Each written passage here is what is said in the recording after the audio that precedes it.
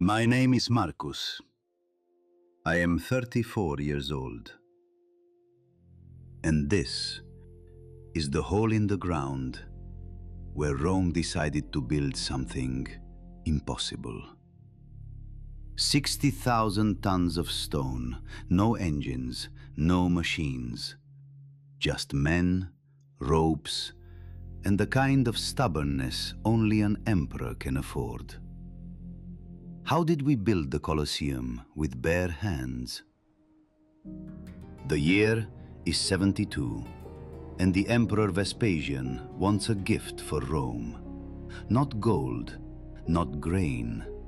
He wants a building so large that every citizen across the empire will hear about it before they ever see it. And he wants it built on top of the lake. The private lake that Nero stole from the people of Rome to decorate his golden house. A palace so indecent that it turned the entire city against him. That is where I come in. I am a redemptor, a building contractor. I am the man who stands between the architect who draws the beautiful lines on wax tablets and the men who carry the stone on their backs until their spines curve permanently.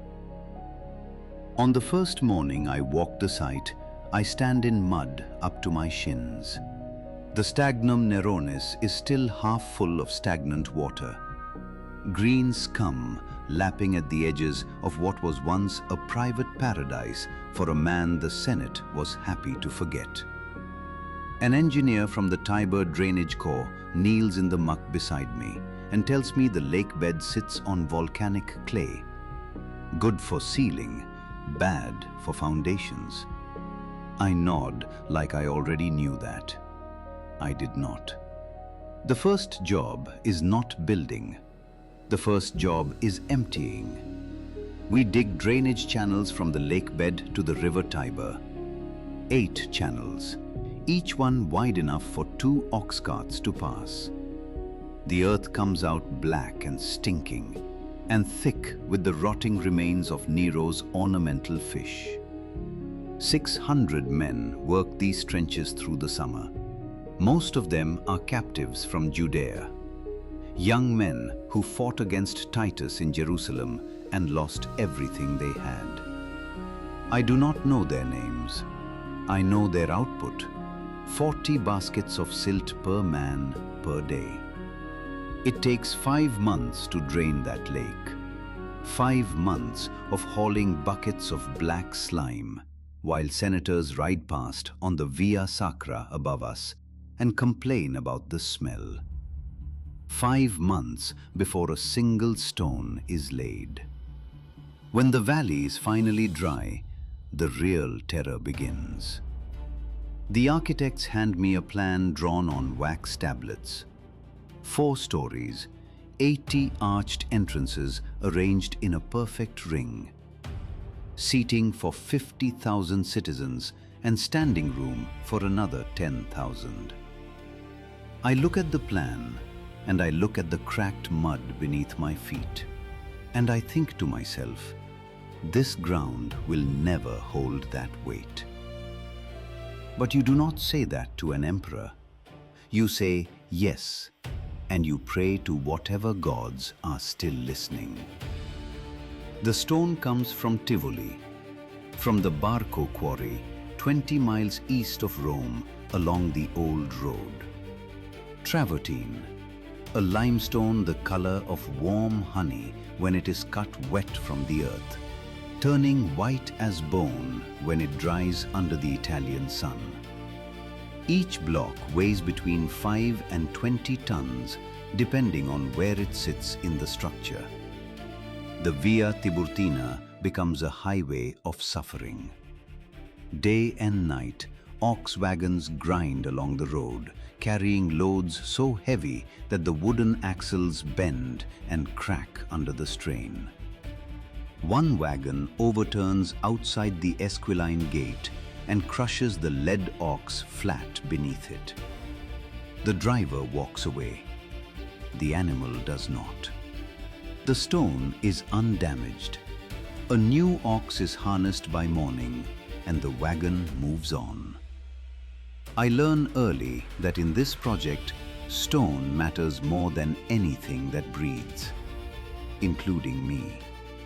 The foundation is a ring of concrete 13 meters deep. We pour it into timber forms, mixing volcanic ash from the quarries at Pozzuoli with lime and broken rubble until it sets harder than the stone it supports. The men work in rotating shifts, 12 hours on, 12 hours in the labor camp behind the Colosseum hill, where they sleep on straw mats and eat barley porridge. I sleep in a small room above a wine shop near the Meta Sudan's fountain. The tall cone-shaped monument where the construction workers wash the chalk dust from their eyes at the end of every shift. My wife Livia sends me letters from our home in Ostia asking when I will come back. I write back saying the building is not finished yet. She writes back that neither is our marriage. I laugh when I read that letter. It is the only honest thing anyone says to me all year. By the second year, the outer wall begins to rise from the foundation ring. The travertine pillars are lifted into position by treadwheel cranes. Great wooden wheels 3 meters across, with men walking inside them like caged animals on an endless stair. Each step of their feet raises the block 1 hand's width closer to the sky. The men do not stop walking until the foreman shouts. I watch a crane crew lift a 20-ton keystone block up to the second tier in a single morning. Sweat running off their backs in sheets. Not one of them is older than 25.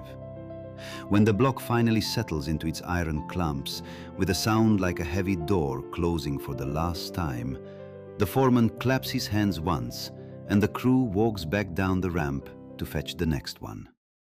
No celebration, no pause, no rest. There are 300,000 blocks to set in the structure.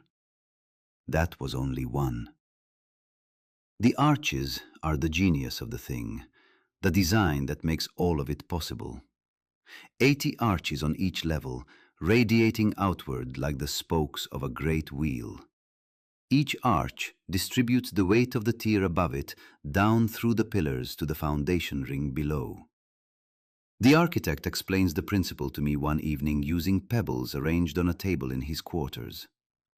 Push one pebble, and if the arch geometry is correct, none of the other pebbles move. If the arch is wrong, they all fall. Every single one. I do not sleep well for a week after that conversation. We use 3 different materials for 3 different structural jobs. Travertine for the load-bearing skeleton of pillars and arches. Tuff, the soft volcanic stone, for the inner walls and dividers. Brick-faced concrete for the vaults and the miles of internal corridors. Each material has its own crew of specialists. Each crew has its own foreman who answers to no one except me. I carry a wax tablet everywhere I go on that site. Names, quantities, deadlines, problems. The tablet is my entire world, reduced to numbers scratched in beeswax. By the 4th year, the building is tall enough to cast a shadow that stretches across the entire valley floor from noon until sunset. Scaffolding rises along the outer wall like a second skin made of timber poles lashed together with coarse rope, swaying and creaking in every gust of wind. A man named Cassius falls from the 3rd-tier scaffolding during a rainstorm in October. He lands on the rubble pile below and does not move again. The body is carried away on a stretcher made from planks. The scaffolding is repaired by the next morning.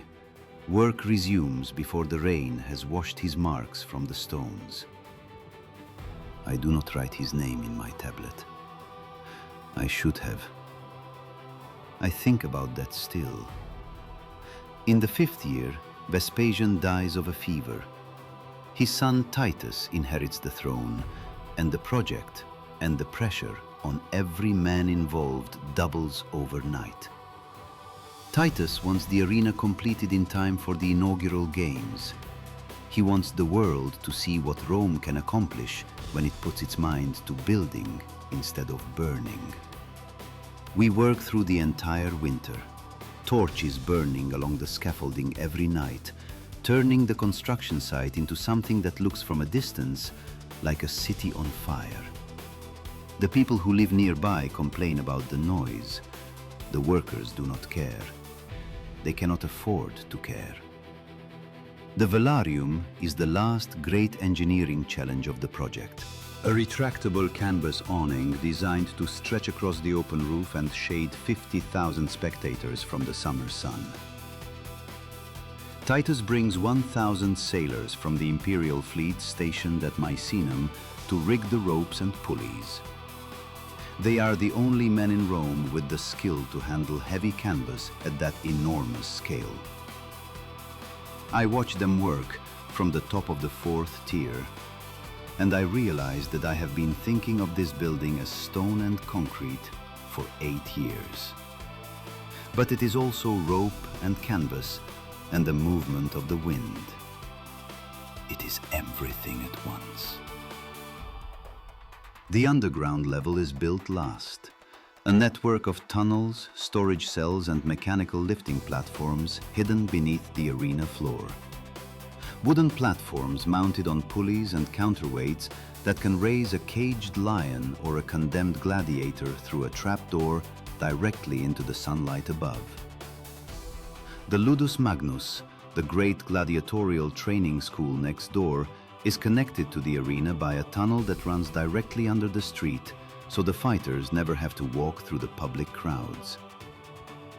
I walk through that tunnel before it is finished, my footsteps echoing off the damp walls. And I think about the men who will walk this same passage after me. They will not be walking to build something. They will be walking toward the sand and the roar of the crowd, and the certainty that not everyone walks back. And then, one morning, in the spring of the 8th year, it is finished. I stand alone at the top of the 4th tier before dawn, waiting for the sun to come up over the Celian hill to the east. The seats stretch below me in a perfect oval bowl, honey-colored travertine glowing warm in the first gray light. 80 arches on every level, identical, each one supporting the weight of the one above, exactly as the architect promised with his pebbles on a table. And I think about the lake that was here 8 years ago. The green, stagnant water, the mud that sucked at our ankles, the senators on their horses complaining about the smell while we worked. That lake is gone forever. And in its place stands the largest building the world has ever seen. I do not build things for glory. I have never pretended otherwise. I build them because someone has to count the blocks and verify the numbers and make sure the iron clamps sit true. But standing here in this sunrise, watching the light move down the travertine tier by tier, I feel something I did not expect and cannot explain. Every single stone in this building passed through the hands of a real person. Every joint was dressed and set by a man who woke up before the sun and worked until his fingers cracked and bled.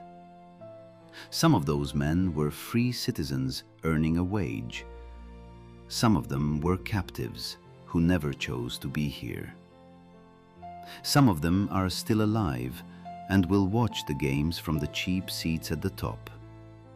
Some of them are mixed into the rubble fill beneath the seats where the crowds will sit and cheer. The inaugural games last 100 days. Titus floods the arena floor with water from the new aqueduct for a mock naval battle on the first afternoon. 5,000 animals are killed in a single day of hunting spectacles. The crowd roars so loud you can hear it from the steps of the forum. I watch from the top tier with my wife Livia, who finally agreed to come up from Ostia. She takes my arm and says nothing for a very long time. Then she says, "It is beautiful." And I say, "Yes, it is." And I do not tell her about Cassius falling from the scaffolding, or the mud, or the oxen that were crushed under the wagons, or the nights when I lay awake, convinced the arches would crack and the whole thing would come down on top of us. I just say, "Yes, it is beautiful." The Colosseum will stand for 2,000 years. It will survive earthquakes that level entire neighborhoods, fires that gut the wooden seating, and an empire that slowly forgets how to maintain the things it built. Medieval builders will strip the marble facing from the outer walls because they need the material for churches and palaces, and do not care where it came from. Half the outer wall will collapse in a massive earthquake in 1349, and no one alive at the time will have the knowledge or the resources to rebuild it. For centuries, the ruin will serve as a quarry for building stone, a fortress for warring Roman families, a shelter for squatters, and a garden for wild plants that grow nowhere else in the city. By 1855, botanists will catalogue 750 different species of flora growing inside the walls. Seeds carried to Rome in the fur and stomachs of exotic animals shipped from Africa and Asia to die in the arena 2,000 years before. And yet the arches hold. The foundation ring I worried would sink into the volcanic mud sits exactly where we poured it. 13 meters of Roman concrete mixed with Pozzuoli ash that has not shifted by a single finger's width in 20 centuries. Today, more than 6 million people visit the Colosseum every single year. They photograph the arches from outside on the Via dei Fori Imperiali, and they walk through the tunnels underneath the arena floor, and they try to imagine what it all looked like when it was new.